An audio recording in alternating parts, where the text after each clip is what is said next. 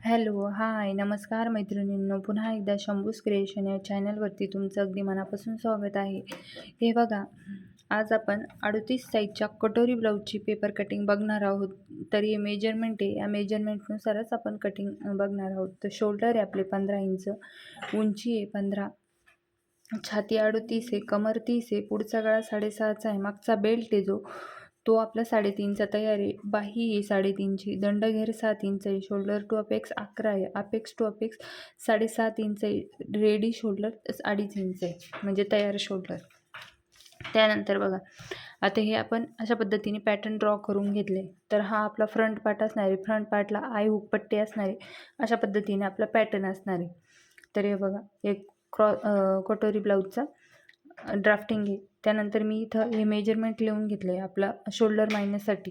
तर front neck आहे आपला 6.5, नेकचा जो पॅटर्न आहे म्हणजे हा नेकचा पॅटर्न आहे, हे बघा याला बोलता नेकचा पॅटर्न. तर हा कोणता आहे तर राऊंड आहे. रेडी शोल्डर किती, रेडी शोल्डर म्हणजे बघा, हे बघा इथून स्लीवपासून ते गाड्यापर्यंत जे असतं त्याला आपण रेडी शोल्डर बोलतो. तर ते किती इंचाचं आहे, ते 2.5 इंचाचं तयार हवं आहे. त्यानंतर बॅकचं बघा, बॅकचा पण आपला जो आपण म्हणतो तयार बेल्ट, म्हणजे हा जो इथून ते इथपर्यंत कमरपर्यंत जो बेल्ट असतो त्याला आपण तयार बेल्ट म्हणतो. तर इथं आपण मागच्या मेजरमेंटमध्ये हे बघा, मागचे जे मेजरमेंट लिहिले बॅक नेकचे, तर नेकचा पॅटर्न आपल्याला माहिती आहे, राऊंड नेक आहे. रेडी शोल्डर माहिती आहे 2.5 इंच आहे, पण जो पाठीमागचा जो गळा आहे, गळ्याची उंची आपल्याला माहीत नाही ती किती. तर ती कशा पद्धतीने काढायची इथे मी तुम्हाला दाखवते. तर हे बघा, आपली ब्लाऊजची उंची किती 15 मायनस करायचं आहे आपल्याला बेल्ट. पाठीमागचा जो बेल्ट आहे तो किती 3.5 इंचाचा तयार आहे. तर हे बघा, याच्यातून मायनस करू आपण 3.5 इंच. तर किती होईल आपला गळा 11.5 इंचाचा आपला गळा तयार होणार आहे. मग आता आपण इथे किती लिहिणार आहे 11.5 इंच. तर इथे मी लिहून घेते. आता बघा मैत्रिणींनो, या व्हिडिओमध्ये आपण फक्त बॅक पार्टची कटिंग करणार आहे. या पुढच्या व्हिडिओमध्ये आपण फ्रंट पार्टची करणार आहे, कारण व्हिडिओ खूप मोठा होऊन जातो. त्यामुळे अगोदर आपण बॅक पार्टची कटिंग टाकू स्टेप बाय स्टेप. तुम्ही देखील बोर नाही झाली पाहिजे, त्यामुळे स्टेप बाय स्टेप मी जर सर्वच एकाच व्हिडिओमध्ये घेतलं तर तुम्ही बोर होऊन जाशाल, कारण पूर्ण आणि तुमच्या पण लक्षात राहणार नाही की कुठे किती काय वाढवलं आहे. त्यामुळे स्टेप बाय स्टेप आपण अगोदर बॅक पार्टची मार्किंग करू, त्यानंतर फ्रंटची मार्किंग करू, फ्रंट पार्ट त्यावर ठेवून कट करू. तर चला, तर आता आपण शोल्डर मायनस बघून घेऊ. तर आता आपल्याला बॅक नेकचा म्हणजे बॅकची जी उंची गळ्याची ती देखील भेटली. तर ती किती 11.5. तर इथे चेक करायचं आहे कुठे येतं आहे 11.5. तर हे बघा 11.5 टू प्लस, हे बघा इथे नेकचा डीप. त्यानंतर आपल्याला रेडी शोल्डर 2.5 इंच आहे. नेकचा पॅटर्न कोणता आहे, राऊंड नेक आहे. बघा इथे लिहिलं आहे राऊंड नेक. तर हे बघा किती मायनस होतं आहे 3.5 इंच. तर हे बघा आपल्याला इथं 3.5 इंच इथे मी लिहून घेते. फ्रंटला 3.5 इंच मायनस होते, बॅकला 3.5 इंच मायनस होत आहे. तर फ्रंटचं देखील चेक करून घेऊ आपण. आता फ्रंटचं पण आपण चेक करून घेऊ. तर फ्रंट नेक किती आपला 6.5 कुठे येतोय 6.5 ते 7 मध्ये येतोय. नेकचं पॅटर्न कोणतं आहे आपलं तर राऊंड नेक. हे बघा 6.5 ते 7 रेडी शोल्डर चार्ट आहे आपला.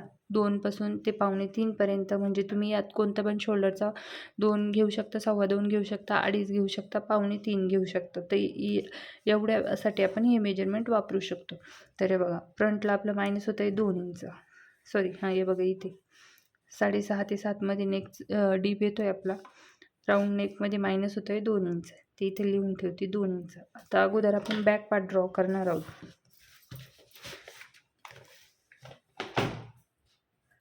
तर बघा, बॅक पार्टसाठी आपण सर्वात अगोदर ब्लाऊजची उंची टाकू. तर या स्ट्रेट लाईनपासून ब्लाऊजची उंची टाकायची. तर इथं बघा ही माझी सरळ लाईन आहे, त्यामुळे मी इथून मेजरमेंट घेते. तुम्ही जर न्यूजपेपरवर किंवा कोणत्याही पेपरवर घेत असाल तर अगोदर चेक करायचे की वरती जी आपली साईट आहे ती स्ट्रेट आहे की नाही किंवा सरळ आहे की नाही, तेव्हाच आपल्याला मेजरमेंट टाकायची. तर हे बघा, तर टेप मी इथं असं ठेवते, टेप ब्लाऊजची उंची टाकते. ब्लाऊजची उंची किती आपली 15 आहे. 16वं मार्किंग करते. हे बघा 16 इंचावर मार्किंग करून घेतली. स्ट्रेट लाईन देऊन घेते.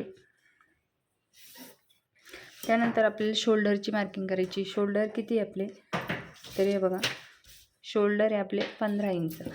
तर हे बघा आपण हे इथंच ठेवू म्हणजे आपल्याला मेजरमेंट समजते. हे बघा इथे ठेवते. तर शोल्डर आहे आपले 15. तर 15 भागिले 2 करायचे म्हणजे किती येईल आपलं 7.5 इंच. तर हे बघा इथून 7.5 इंचावर मार्किंग करते. त्यानंतर इकडनं गळा रुंदीची मार्किंग करते 2.5 इंच. इथून डाऊन जाते 1 इंच.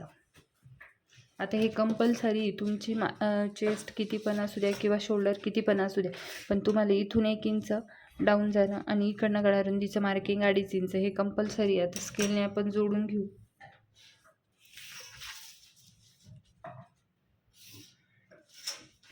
त्यानंतर बघा इथून आपल्याला आर्महोलची मार्किंग करावं लागेल, तेव्हा आपल्याला छातीची लाईन भेटेल. तर त्यासाठी काय करावं लागेल, आपल्याला चार्ट बघावं लागेल.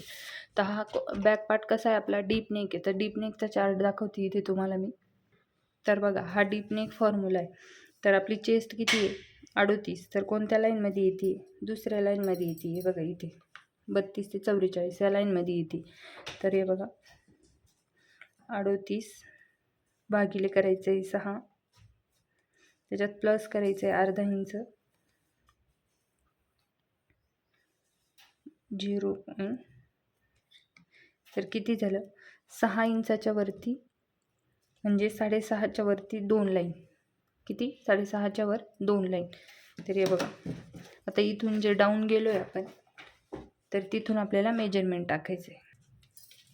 तर बघा इथून मी असा टेप ठेवते जिथून डाऊन गेलो 1 इंच तिथून, आणि आपल्याला मार्किंग करायची इथे. हे बघा 6.5च्या पुढे 1 लाईन, 6.5च्या पुढे 1 लाईन मार्किंग केली. स्केलने आपण सरळ लाईन देऊन घेऊ. त्यानंतर बघा आता इथं आपल्याला छातीची मार्किंग करायची. तर आपण छातीची मार्किंगमध्ये कुठल्याही प्रकारची लूजिंग देणार नाही. जे डायरेक्ट जेवढं छातीची मार्किंग त्याला डिवाईड डायरेक्ट 4 करणार आहोत.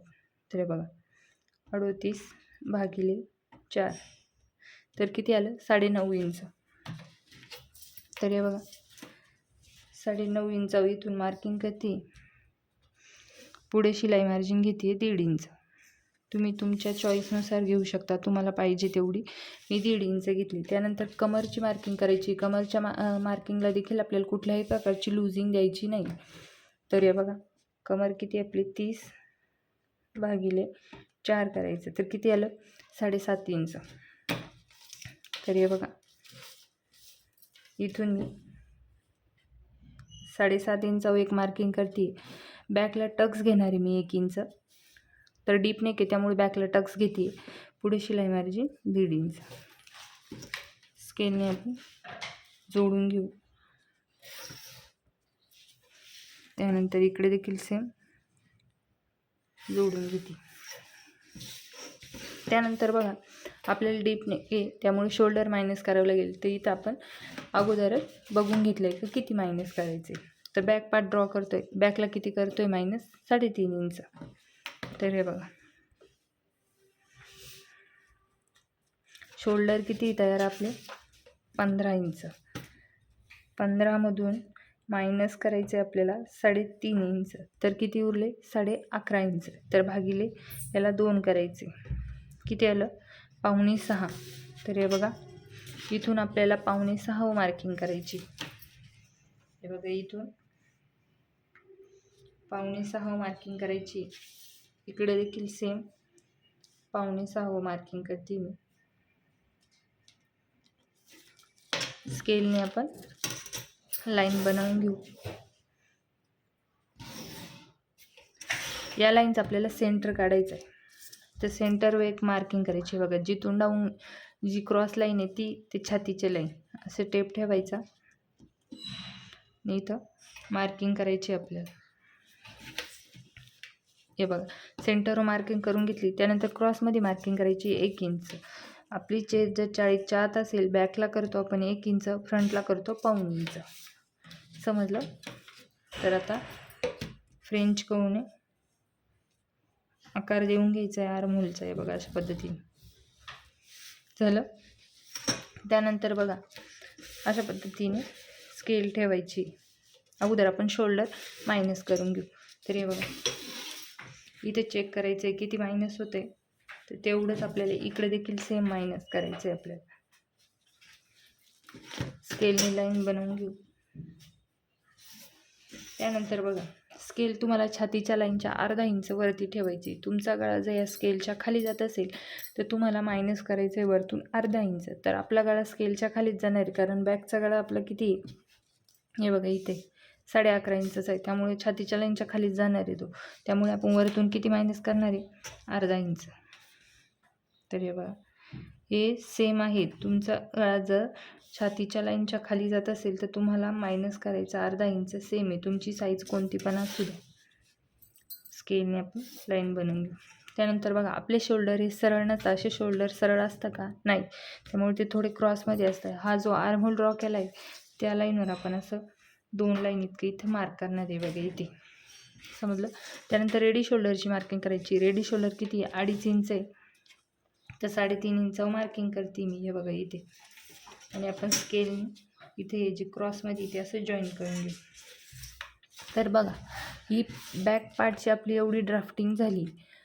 तर हे बघा आता आपण पुढच्या व्हिडिओमध्ये फ्रंट पार्टच्या ब्लाऊजची ड्राफ्टिंग करू. त्यानंतर कटोरी ब्लाऊज कट केल्यानंतर फ्रंट पार्ट, त्यानंतर तो इथे ठेवून चेक करू. त्यानंतर बॅक पार्टचा गळा ड्रॉ करून आणि कट करू. तोपर्यंत आपल्याला बॅक पार्ट कटिंग करायचा नाही. तर चला, व्हिडिओ आवडला असेल तर व्हिडिओ लाईक करा. आपल्या चॅनल कोणी नवीन असेल तर चॅनलला सबस्क्राईब करा, शेअर करा. भेटूया पुढच्या व्हिडिओमध्ये. धन्यवाद.